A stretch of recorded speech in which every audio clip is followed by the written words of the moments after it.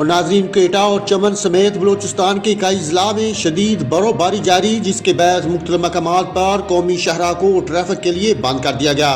شدید برف باری کی پیش نظر پی ڈی ایم اے اور NHA کا عملہ مشینری کی مدد سے برف ہٹانے میں مصروف ہے۔ دوسری جانب پشاور میں موسلادھار بارش سے سڑکوں پر پانی جمع ہو گیا، جبکہ شانگلہ کے علاقے ارپوری فیض آباد میں لینڈ سلائڈنگ سے 2 افراد جان بحق ہو گئے۔